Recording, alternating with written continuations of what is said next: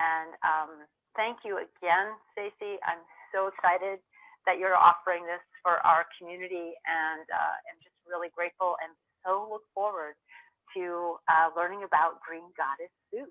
So it's all yours. Thank you again.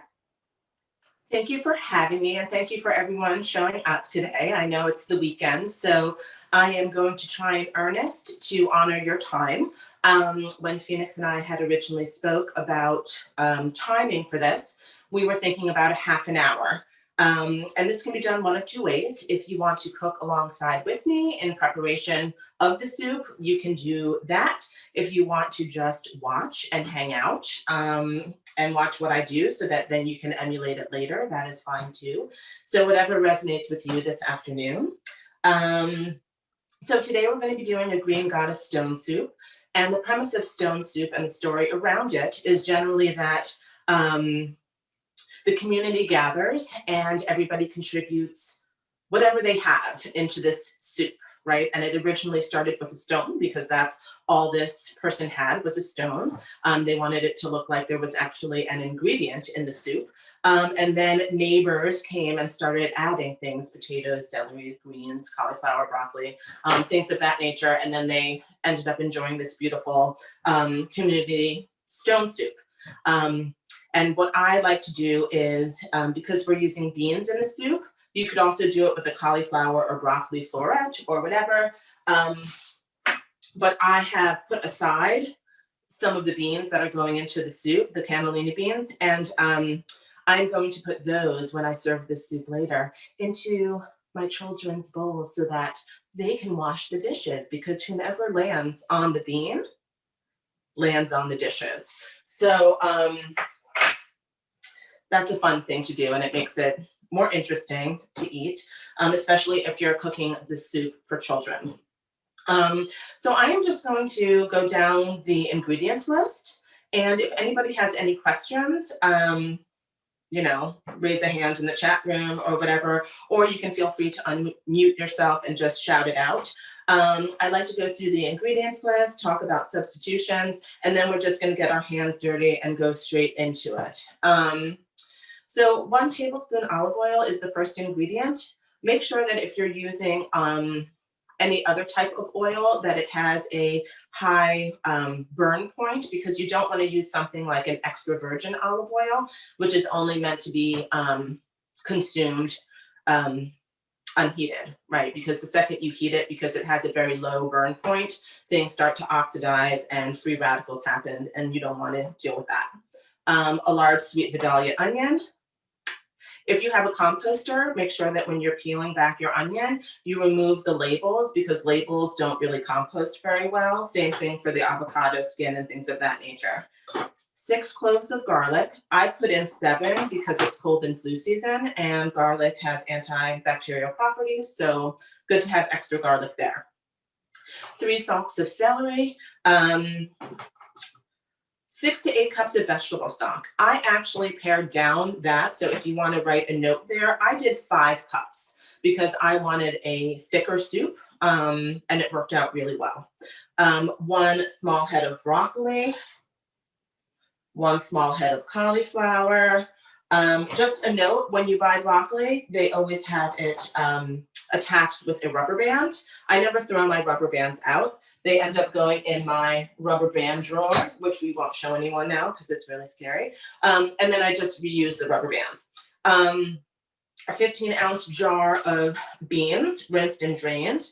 I like to get cans of beans that have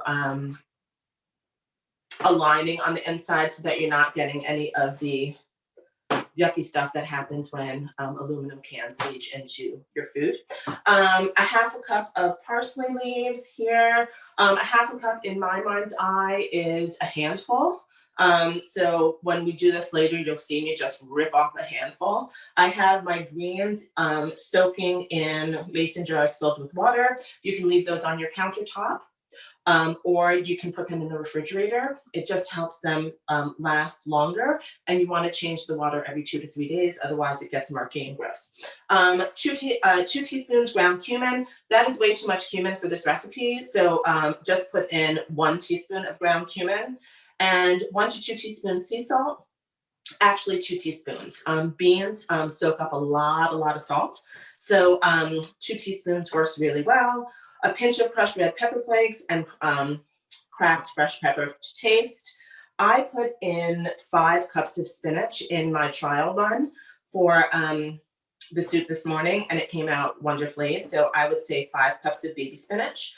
The zest and juice of 1 lemon. I know that sounds like a lot of lemon juice and zest, but it actually really lightens up the soup and brings out all of the flavors. So I recommend following the recipe. And then of course the reserve bean or beans, depending on how many people you want cleaning up your kitchen. So I'm just gonna flip this over. And we're gonna start. I don't have olive oil, right? And I realized that this one, it was too late. So I have avocado oil, which has actually a very high burn point. So I'm going to use avocado oil in my recipe. You could also use grapeseed oil if you want. You could use olive oil. You could use coconut oil if you wanted. Coconut oil, however, has a coconut taste. And the coconut oils that they sell on the market that claim to not have flavor, I worry about what they do to remove said flavor.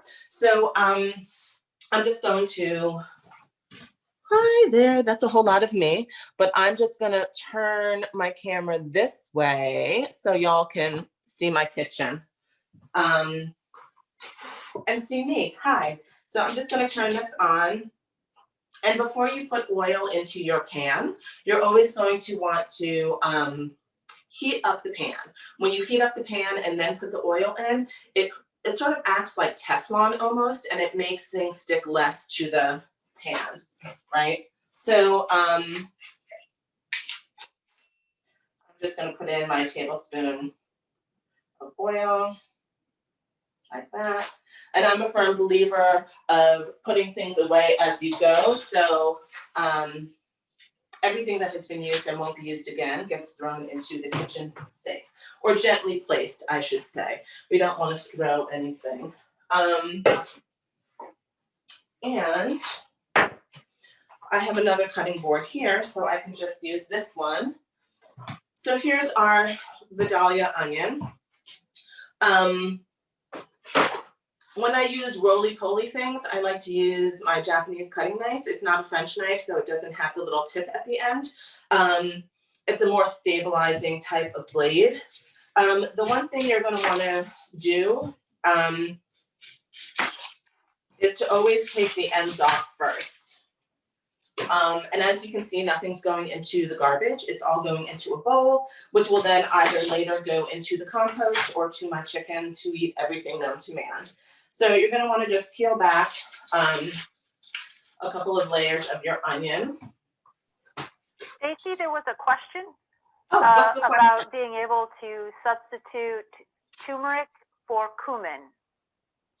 Okay, Is that so a possibility? Someone does not have cumin. It is a possibility, and both cumin and turmeric are anti-inflammatory and really good for the circulation. Turmeric has a much more earthy flavor, I think, than cumin. So I would even explore with maybe using like half a teaspoon and see what that feels like instead of a whole teaspoon. So if that answers the question. It'll also change the color of the soup a little bit, which might be nice. It'll give it a golden hue. So when I cut anything, I use what's called the bear claw, right? To hold the onion in place so it doesn't move, but to also make sure that my fingers aren't out like this and getting cut, right? Because that's not useful. And the great thing about this soup is that because we're going to be blending everything, cutting doesn't have to be precise or pretty. So when you put anything in an oven, in a pot like this, and the oil is hot, you want to make sure that your hand is as close to the oil as possible. And obviously you don't want to burn yourself. Because people get scared of hot oil, and so they throw things into the pot. And the act of doing that makes the oil splatter even further, and that's not what you want. So this is going to saute until it's translucent for about 5 minutes. I did it a little longer because I actually like the onions to caramelize a little bit, which means that they get brown and the natural sugars start coming out of the onion, which gives the soup a little sweetness, which is nice because that sort of works really beautifully with the lemon, right? So now we have garlic. I have already peeled my garlic, and you can spend an inordinate amount of time peeling and then mincing your garlic, or you can just get a garlic press and use the garlic press to just press this out. So while we wait for the onions to do their thing, we can press the garlic, and we can also maybe cut the celery and do a few other things so that when the time comes, all we have to do is throw it into the pot.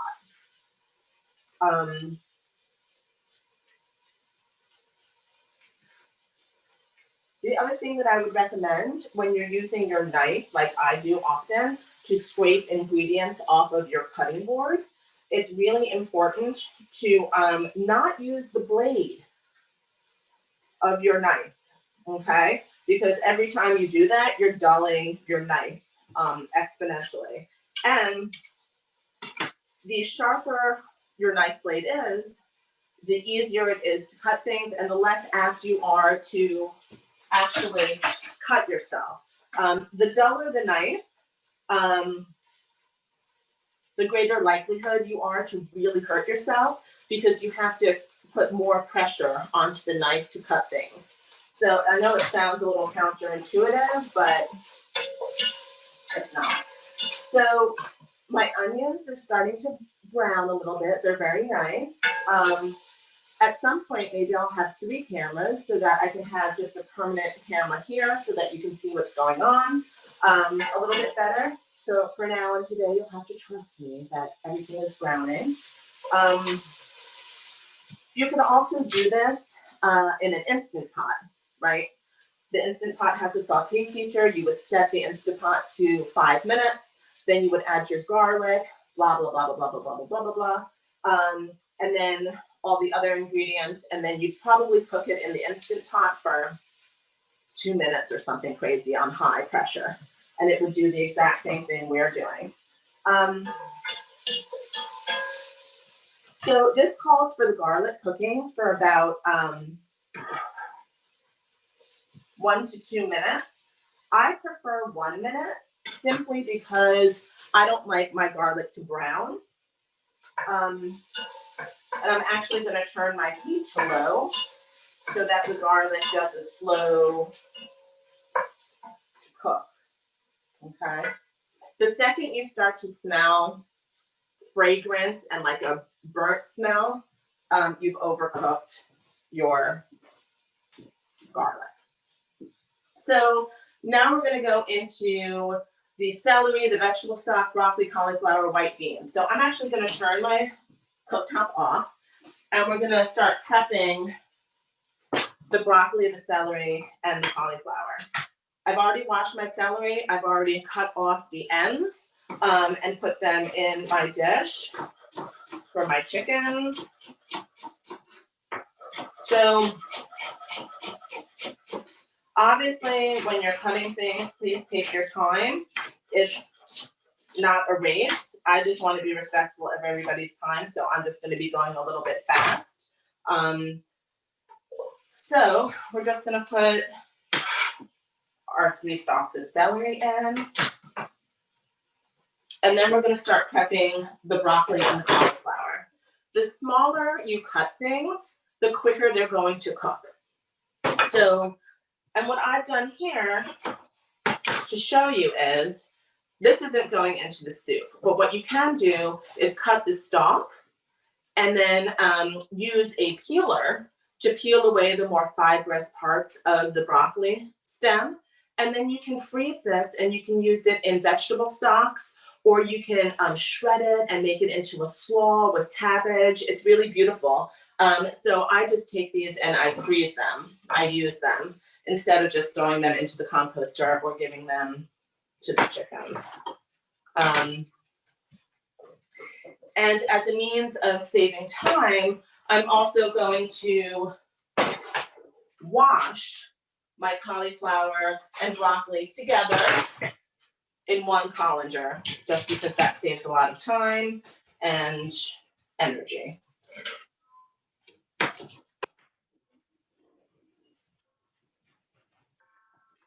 And cauliflower is not like broccoli. It doesn't have the stems.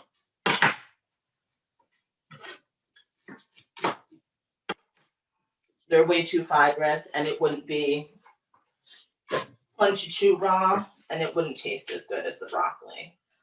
So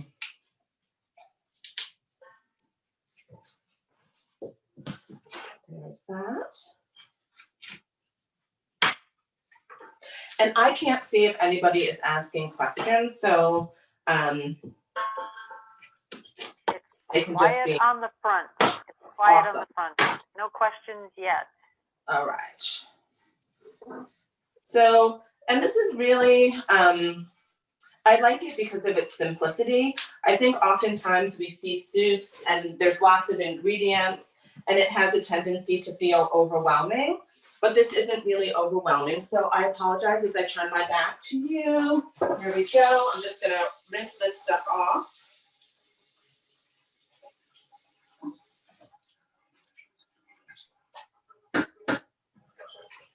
Okay. We're gonna add I am getting hungry while I watch, though, I just want to say. So now we can turn the flame back on. I have confidence that that is going to be fine. So when I was in culinary school, having all of your ingredients together, there's a French phrase for it, and it's called mise en place. And basically that just means that everything is in its rightful place when you're cooking. And if you did not have your mise en place set up accordingly, you would get demerits in your grade for whatever it was you were cooking. So I'm a real stickler for having that happen and having everything together. So celery, broccoli, cauliflower, white beans. So I've already wiped the lid off of the can of beans. I always do that before I open up a can. And this was a prior to COVID thing, just because, you know, things can get funky.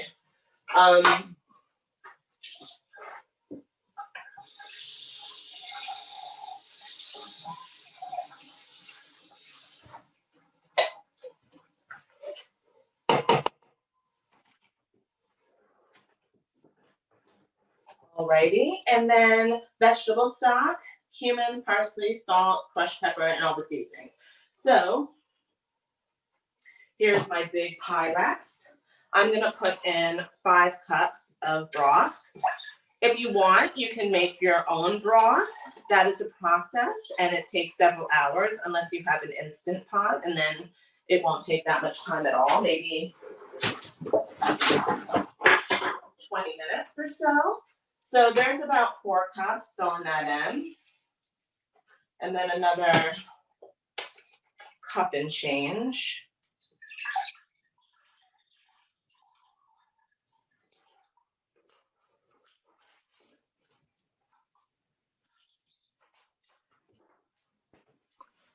And then I'm just gonna, go ahead. Did someone call me? I was just gonna ask, did you put your vegetables in yet, or are we just putting the broth in? I put my I'm echoing. Celery, broccoli, cauliflower, beans, all of the vegetables are now in, along with the vegetable stock. And so now we're just gonna add the parsley, the salt, the cumin, and all of the other accoutrements. So I'm just gonna grab a handful of parsley here. And with this, you can put everything in, right? So you can put the stems in, you can put the leaves. I'm not even gonna cut it. I'm just gonna throw it in because it's gonna be emulsified and everything with the immersion blender or the blender, whatever household tool you have. So here, and I'm just gonna show you, my brother got me this and it's most awesome. It is a marble salt holder. So I have Himalayan salt and I have kosher salt. So I'm gonna use the Himalayan salt for this, just because it has extra trace minerals. And so we're gonna put in 2 teaspoons of salt. And when I say teaspoon, level it out. You don't need heaping teaspoons of salt, but it really does need that much salt to bring out the flavors. And then 1 teaspoon of the cumin, which is over here. And then a pinch of the red pepper flakes. I'm just gonna do this in here. I like things spicy, so you could do a pinch, I did like half a teaspoon of pepper flakes. And then some black pepper.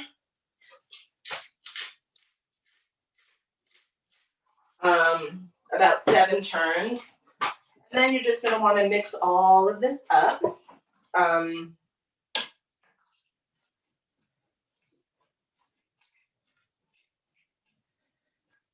So that all of the ingredients get in there. If you wanted to, you could even put a bay leaf in, if that was something that you'd like, but the bay leaf has a very powerful flavor. So it might interfere with like the lemon and the lightness of it later on. So I am now just going to put the lid on here. I'm gonna turn the heat up a little bit. And we're gonna wait until that sort of reaches a simmer. So a simmer is 160 degrees. A boil is 212 degrees. So you're gonna wanna get it somewhere in between, especially if you want the soup to cook in 8 to 9 minutes because you have hungry children and they're yelling at you and they wanna know what's for lunch. So we're just gonna keep that here for 5 to 8 minutes or until it does its thing. I have a fork here so that I can gently prod my vegetables to see what they're like. The more you cook the vegetables, the easier it is to blend and the less fibrous the soup is going to be. So if you're trying to have people who are picky about cruciferous vegetables eat a cruciferous vegetable, you're gonna wanna make sure that the cook time is a little bit longer. So while that's coming up to temperature, what we're gonna do is get our spinach ready, get our tools for blending ready, and then we're gonna do the lemon zest and lemon juice so that we're all prepared when everything is ready. So I'm gonna do the lemons first, and I'm gonna show you how I did the spinach. I used 5 cups of spinach. The spinach is in a colander ready to go, so I'm gonna rinse that. Even when you get triple washed vegetables and produce, always rinse it again. And so by 5 cups, this is what I did with my spinach. This is a solid measuring cup. And so I really packed in a lot of spinach. I didn't do 8 cups because spinach is really high in oxalic acid. And that is the acid that after you've eaten, especially raw spinach, it feels as if you've gone to the dentist and your teeth are amazingly squeaky clean, but it doesn't necessarily feel good. It feels weird, sort of chalky. So that's why I did 5 cups. So just rinsing off my spinach here and the sidelines, getting that done. Okay, that'll sit there. So here's a little juicer. I always use the big side of the juicer, not the little beaming side, because you get more juice out of it that way. So what we're we're gonna do here first is take off the ends. And I always take off the ends of things because then it stands firmly on the cutting board and it won't move around. I've also washed this lemon. This is an organic lemon, but whenever you're using the zest of anything, if you don't have organic produce, you should use a fruit rinse or just some like soap even or whatever, just to scrub it off a little bit before you zest. So this is a lemon zester. They're really sharp. You can also use it to grate cheese and other things. My recommendation, especially if a child is helping you cook this dish and wants to really use the zester, is to have them hold it like this and then just gently go around the lemon. And you don't need to use a lot of force when you're zesting because you don't want the pith, that white part anyway. And to just gently go around the lemon in its entirety. And I would recommend saving just a little bit of the zest as a nice garnish that can go like on top of the cilantro or avocado or whatever it is that you're going to use as a garnish. But this way, and see, I sort of have my finger stuck like in the lemon so that it's holding the lemon down and it's not moving. And my thumb is a little bit to the side because I don't want my thumb to get stuck in there. Okay, so that's zested. So I'm just going to put the lemon zest right in my little handy dandy ramekin. And I'll use the back of the knife to sort of scrape the rest into the ramekin so that it doesn't get all on my hands. And we'll reserve that for later. We're still waiting for this. See, it's doing a little simmer thing. So I'm gonna just set my timer for about 8 minutes.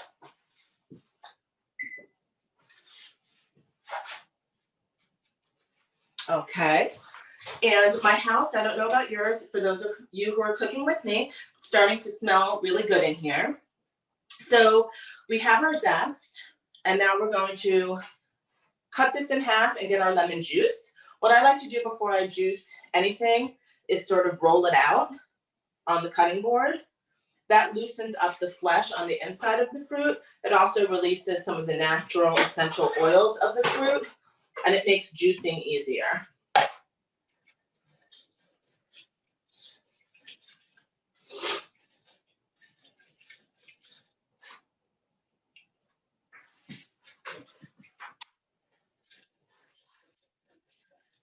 So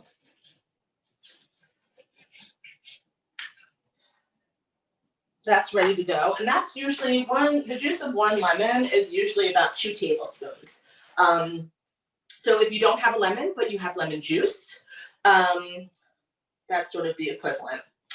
And so now, because this is still cooking, we have our zest and our lemon juice, we can also now go into preparing our condiments. So I don't know what you have lying around in your house, but I have these 3 bowls. And I always like putting things in white bowls. I feel like it really shows the beauty and the brightness of the food. So I have some scallions here. So it's always good when you have scallions to, cut the tops off, because usually they're a little funky. And then I'm just gonna put some scallions in a bowl.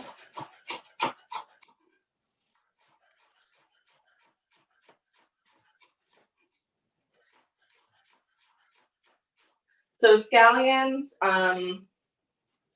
part of the allium family, right? Onions, chives, blah, blah, blah, blah, blah, blah, blah, blah. Garlic. So really good during cold and flu season. Good for circulation, good for upper respiratory, great for breaking down mucus and things of that nature. I know we're cooking and I shouldn't say things like that, but it's true, right? And then you can get like a cute little spoon or something. So that's one side, one condiment in there, garnish. I have a huge thing of pumpkin seeds. My kids don't like pumpkin seeds toasted, roasted, or with any other accoutrements on them. So I'm just going to very easily pour some pumpkin seeds into a bowl, which saves me a good deal of time. So there's another garnish. Stacey, there was a question about whether you use the white part of the scallions. You can use the white part of the scallion. I did not. I'm going to save, look at what I have here. These, in my Grandma Geraldine's picture here, these are the bottoms of the scallions. I have placed them in water because they have roots.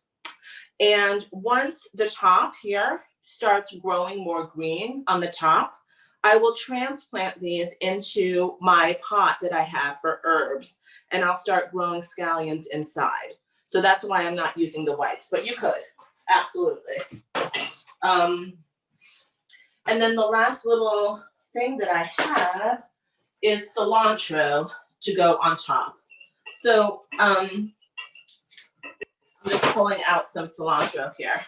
So I'm not gonna cut the cilantro. I'm gonna leave it like in leaves because it looks really pretty on the top of a bowl of soup.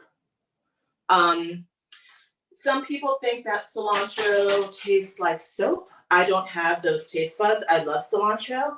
And even if I didn't like cilantro, I would still like it and force myself to eat it because it's one of those amazing herbs that actually pulls heavy metals out of the body. So, and helps, like if you had to get an MRI and they have to do it with contrast, it really just helps pull chemicals, heavy metals out of the body. I have some friends who use paints, oil paints. So I always tell them, eat cilantro because, you know, you're dealing with a lot of heavy metals in some of the paints and colors. So it's a really great way to just pull that out. And it also does it in a very gentle way, right? So that your body doesn't get thrown into a detox process. So if you lift up your lid, what you should see right now is that your parsley is getting a deeper green and your broccoli is getting a brighter green in color, which means that things are cooking. Things are starting to get softer. You can test it with your fork and see what's going on there. We have about 2 minutes and 30 seconds left with regard to getting this all done. So, and we have all of our garnishes ready. Oh, I also have an avocado, which I'll use.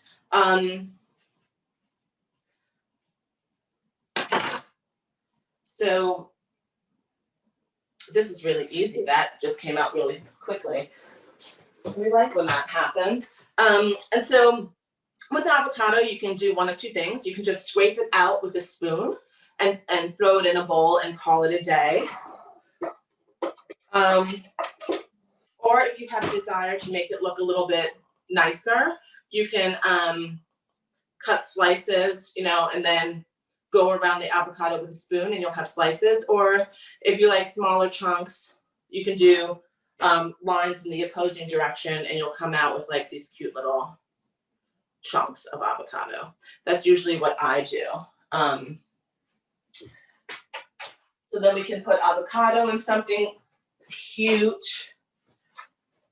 like this. And usually I just go around with my finger and pull the avocado out. One less utensil that I have to clean and I can just rinse off my hands. So there's that. So now we have scallions, cilantro, avocado, and pumpkin seeds as our garnish. I'm just going to quickly rinse my hands.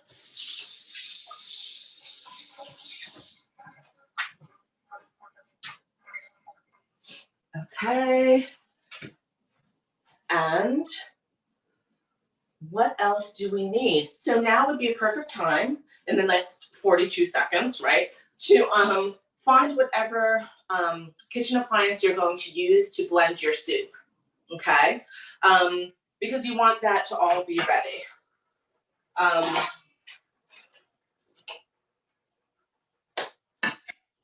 In my opinion, I'm checking out the broccoli and cauliflower. I'm gonna keep this on cooking for like another couple of minutes because it doesn't feel cooked through enough for me. So I'm just gonna add a couple of minutes to my timer. And then we're gonna have our spinach ready because once the timer goes off, we're gonna throw the spinach in for a couple of minutes. And then we're going to blend everything together. So I just want to talk quickly about the energetics of food because I could be in here cooking like a lunatic, going very fast, getting anxious, and all of that energy goes into the food. And I firmly believe that, right? Whenever I go to a restaurant, which is weird, I know, but when I go into the restaurant, I usually like to take a peek into the kitchen just to see what's going on there. Because if the kitchen is very frenetic and people are grumpy and there's this and that going on, I know what I need to do to my food to make me able to sort of transmute that and not have to have that energy in my food, right? There's a process that I do.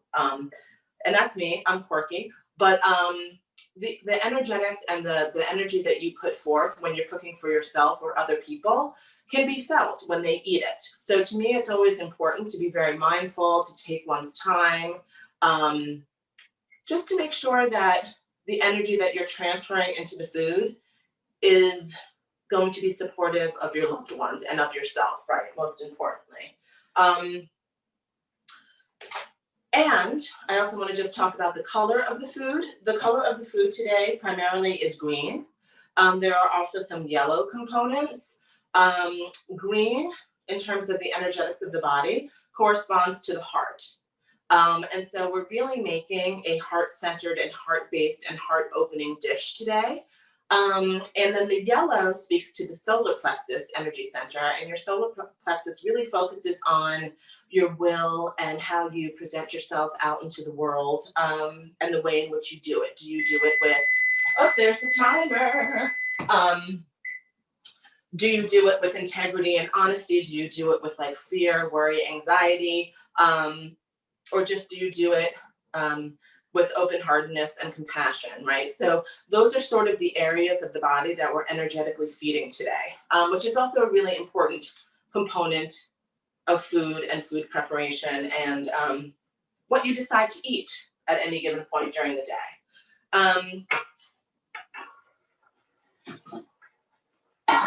So I'm going to throw the spinach in. And it looks like a lot of spinach, but as we know, spinach cooks down into nothing. So we're going to stir that around a little bit. Make sure all of the leaves get covered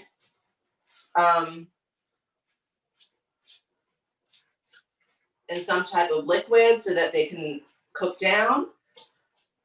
And so this will take another couple of minutes. And it'll go much faster if you put the lid on. So I am going to be using my handy dandy immersion blender for this. I have to just move this because it's making crazy. Okay. Yeah, we just had to switch cameras. It's okay. All right. We're good. Okay, that was weird. Okay. Hello. Can everybody hear me and everything? I'm using my handy dandy immersion blender. You can use a blender, but it requires that you then transfer very hot liquid into a blender. Just give me 1 second, because this doesn't sound right.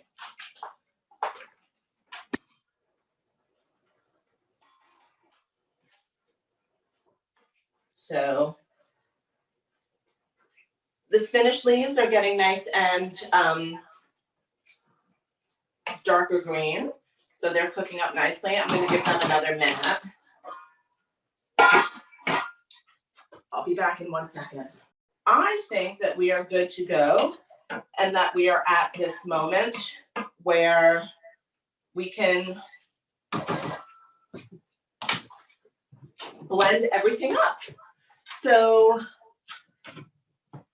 if you have only a blender, then be very careful when you're transporting things because you don't want to burn yourself. This is now 212 degrees and it's going to be painful if it lands on you, which is why I use an immersion blender. I have had this immersion blender since I graduated culinary school in 1999. So it's been quite some time now. The only thing that you'll notice when you use an immersion blender is that it might not be as smooth and creamy as, let's say, a blender would be. However, if that's something that you're looking for, you can use the immersion blender and then use like a fine colander, like this one, to strain the soup through. There we go. So now it's going to get loud because we're going to puree.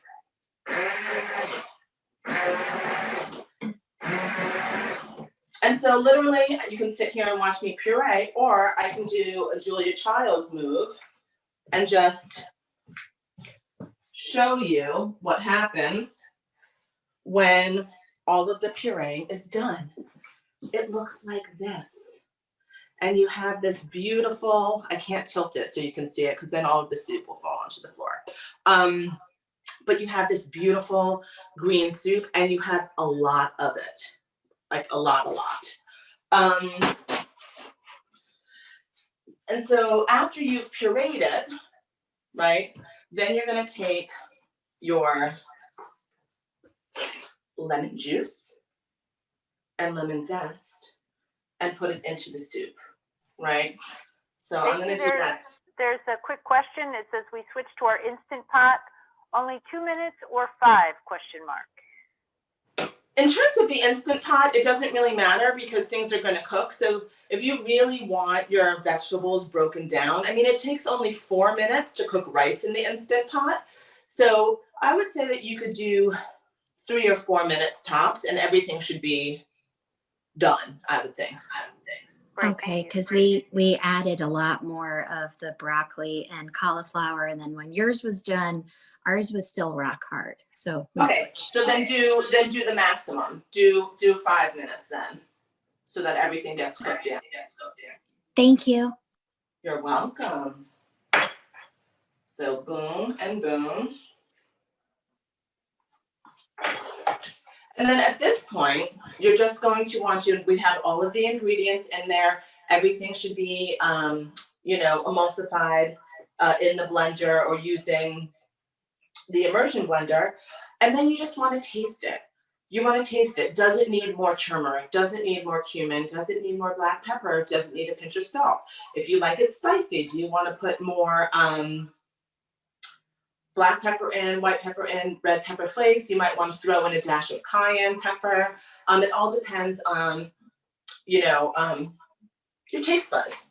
So before we end, what I'd like to also note is that when we first come to the table to eat a meal, the first thing that we usually, like the way the eating process starts, is generally by other senses, right? So when my daughter woke up and came through the kitchen, she was like, oh my goodness, it smells so good, right? So we start using our sense of smell first. And then all of a sudden it's like, oh, I want to see what that looks like, right? So presentation to me is really important and it can be very, very, very simple. So I just want to show you how if I was sitting down to the table with my family, what I would do to sort of make it even more engaging and palatable and more of a fun experience.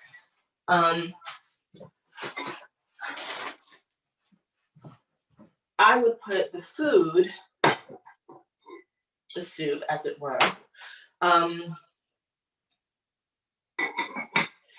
into a soup tureen, right? Which looks like this. and then has a very handy dandy little spot for the ladle to sit, right? So that the soup stays nice and warm and the serving utensil is right there in it. So then, you know, I would pour my soup in here, put my ladle in there, and then it's this beautiful magic when you open up the top and people can serve themselves. And I would put this on my table in the kitchen. I have an island, and I would put the tureen here, and then I would put all of my little accoutrements, right? Like my, it's hard, my scallions, my coriander cilantro, my pumpkin seeds, my avocado. And then everyone can sort of, it's a buffet, and everyone can help themselves to whatever it is that they like, that they think would enhance the culinary experience of eating green goddess soup.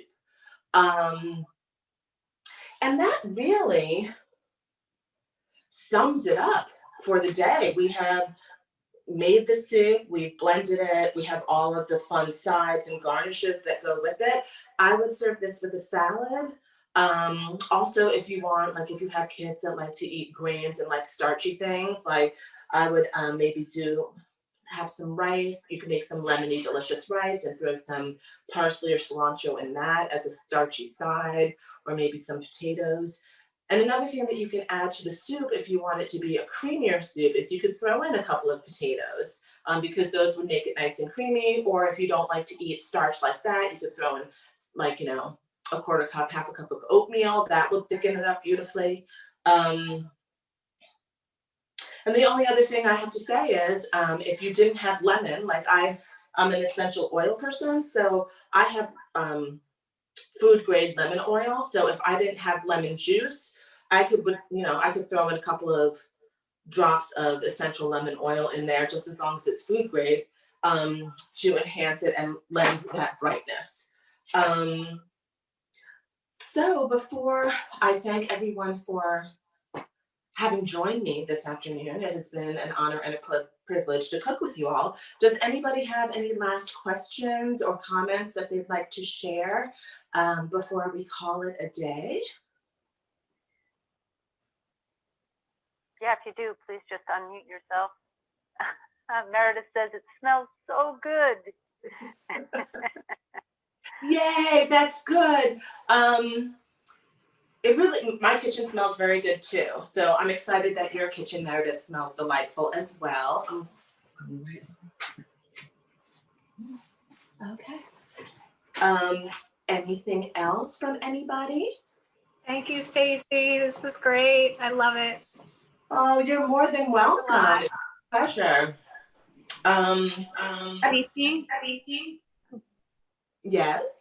Hi, it's Mary Grace. Stella and I are inspired to make the soup as soon as the Zoom culinary creation that you've made is over. We're very excited. So you really inspired us. So thank you. Oh, good. You're welcome. Hi, Stella. I'm so happy to do this. And I think that this is a beautiful format. So I look forward to doing it again and moving forward. And I don't know how we would do this, or maybe it can be dropped into my Facebook page. I'm not sure, but to leave me things that you're interested in cooking, so that when we do these classes in the future, we're actually cooking things that speak to you, that you'd be interested in sharing with your families. So that's all I got. Thank you. So great. Thank I you. Yes, want to let thank folks you. know Oh, that I will be creating just a simple feedback form, and it will also include that, like, what would you like to see in the future as well, so that we can gather that. But that's not to deter you from posting on Stacey's feedback on her Facebook page, because I think anything we can do to help support this incredible person is really a great thing, and also help generate some excitement and let folks know about this, right? So we will. I'll be working with Stacey to find out when another date is that works for her, and I really, again, just thank you so much What I will be doing is uploading this video as soon as possible. It's going to have to process, and then I will upload it. And probably by the end of today, you'll have the link for sure that you can revisit and also share, as we mentioned earlier in the recording. So again, I just thank everyone for being here and extend my heartfelt gratitude to you, Stacey Schaffer. And I really appreciate your generosity of spirit and expertise. So stay well and warm, everybody. And I can't wait to make this soup and enjoy it as well. So wishing everybody all the best. Thank you so much for being here with us.